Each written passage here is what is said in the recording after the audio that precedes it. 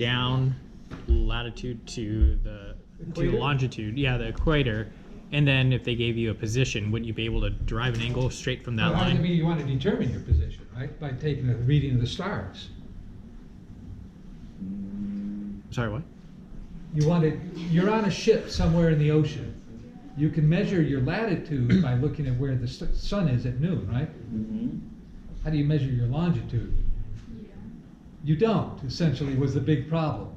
And the way it was solved eventually is by having an accurate timepiece.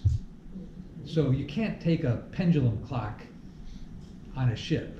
It just doesn't work, right? Just imagine the pendulum, you know, the ship is swaying back and forth in the water, right? And so the pendulum just doesn't work. So they had pendulum clocks, but they didn't have a way of doing this on it. So it was actually an engineer who worked with Charles Babbage, who invented, I forget his name now, but he invented the wind-up watch. So the little spring-loaded system where the little gears would, as long as you kept it wound up, the little gears would mark off regular intervals of time. And that's a nice piece of engineering, and that solved the problem, because why? Well, if you know what time is noon in Greenwich, then you compare that to what time is noon where you are. So as long as when you left Greenwich, England, your watch was set to the right time and it kept good time during your entire voyage, this was the secret of Captain Cook. That's the way he was able to navigate the seas so well. And so, yeah, the discoverer of Hawaii, I know. There were already people there. What, you're discovering why I live?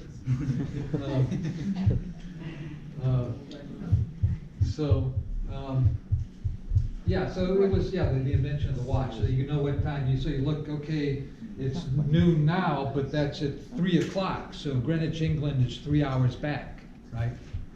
And so you can determine your position on the water by looking at when is noon in Greenwich, where you are. Okay, so well, back to this. Ptolemy wanted to predict the length of the noonday years. Okay, he knew that for any observer like himself who lives north of the terrestrial equator. What's the terrestrial equator? Well, this is the terrestrial equator. Well, the axis of the Earth, this Earth spins on its axis, which goes through the North Pole and the South Pole, right? That determines a line, right? So the line through the middle of the plane through the middle of the Earth, perpendicular to that line, is the plane of the equator, and that determines the terrestrial equator. So is there some other equator? There's the celestial equator, right? So the problem is that Earth is tilted on its axis. And so the celestial equator is the ecliptic equator, sometimes called the ecliptic equator. It's the one that the sun passes through. So, well, let's construct this diagram.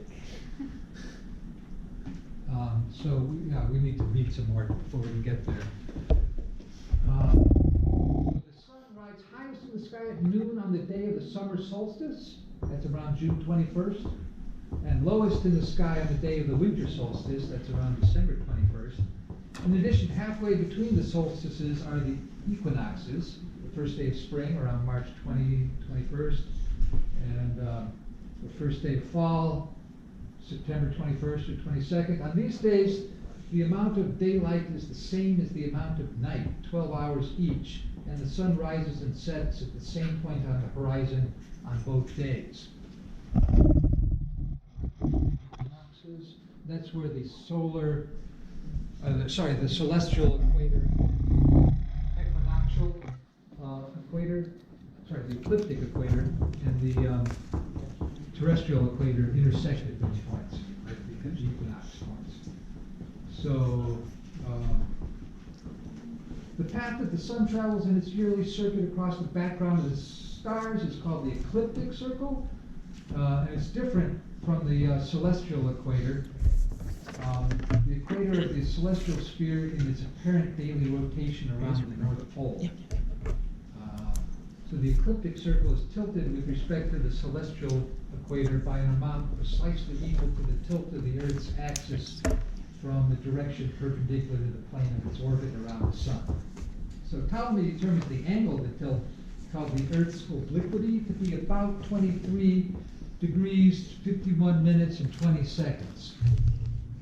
As we have already observed, the ecliptic circle intersects the celestial equator in two diametrically opposite points, namely the positions of the Sun on the 2 days of the equinox. The Sun is located at the summer solstice at the point of the ecliptic, which is highest above the celestial equator, and the winter solstice at the point on the ecliptic, which is lowest below the equator. Consequently, the shadow of the Sun is longest in the winter solstice and shortest in the summer solstice, and takes the same middle value on both days of the equinox.